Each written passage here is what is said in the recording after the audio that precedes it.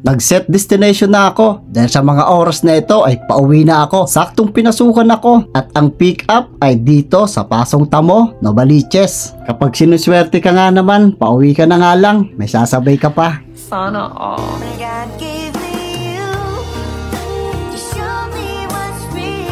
Siyempre, sayang din to, pangdagdag, panggas ko. Inayos ko lang din nagbahagya ang aapakan ni ma'am. Pagkatapos ay hinintay ko lang siyang makasakay. Nagmakasakay na si ma'am ay sumilip lang ako ng bahagya sa side mirror para makabuelo sa pag-alis namin. Pero nang makita ko na may mga sasakyan at magkakabuhol na kami, umabante lang ako ng bahagya dahil napakasikip ng kalsada. Nang makatsyempo na ako ay nagmaniobra na rin ako para tuloy na ang biyahe namin ni ma'am. At pagkatapos ay sa Oyo Road lang ang daan namin. Sobrang traffic dito, lalo na pagdating namin sa Commonwealth Avenue. At buti na lang ay merong alam na daan na shortcut si ma'am. Ang sabi niya, bandang unahan daw ay ipasok ko sa bandang kanan dahil wala daw traffic doon. Pero alam nyo ba, kahit gaano katagal at kahaba kami sa kalsada, ay di ako nainip sa biyahe. Ano ba naman, habang nasa biyahe kami ay panay ang kanta ni ma'am. Hindi ko akalain na napakaganda pala ng boses niya. Pinapakinggan ko lang yon habang nasa biyahe kami. Pareho kasing may nakakabit na intercom sa helmet namin. Pero pagdating namin dito, sabi ni ma'am, ipasok ko na sa kanan. Daw pala binabanggit niyang shortcut para hindi kami maipit sa traffic. At dahil sa hindi na traffic dito, kaya mabilis lang kami nakarating sa drop-off location ni ma'am. Kaya nang malapit na kami ay tinuro niya kung saan ko daw siya ibababa. Kaya naghanap lang ako ng magandang bababaan ni ma'am para wag kaming makahambalang sa maraming dumadaan dito dahil napakasikip ang kalsadang ito. Habang bumababa si ma'am ay napansin ko na napakasaya niya. Sana all masaya.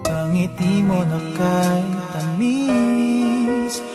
Nang matulungan ko na sa pagtanggal ng helmet mula sa pagkasuot ni ma'am, ay inayos ko na ito at inilak dahil inilalagay ko ito sa harap o sa unahan ko para isabit ang helmet na ito. Pero nang mapansin ko ay wala na sa tabi ko si ma'am. Nung tinignan ko sa side mirror, andun pala siya sa likod, nag-aayos, nagpapaganda. Kaya hinintay ko na lang na matapos siya, sabay abot ng bayad niya.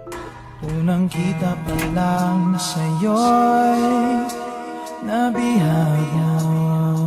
Tinanggap ko na ito dahil wala nang libre-libre sa panahon ngayon. Trabaho lang ba? Walang personalan. Na makabayad na si ma'am, sabay kuha ng bag niya na nakasabit sa harap ko at alis na rin. Habang inaayos ko yung helmet para ilagay dun sa unahan ko, tinitignan ko lang si ma'am kung safe talaga siyang makauwi sa kanila. Kilala kong kaliskis mo, oy!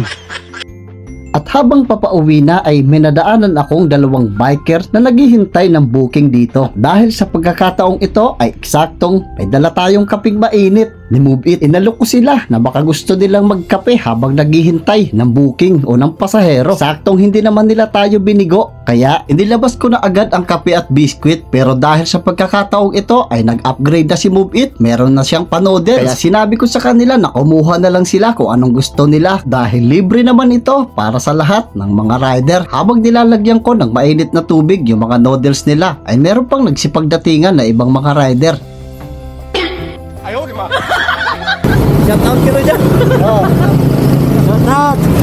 Kahit saan yan. Maraming salamat sa inyo mga boss.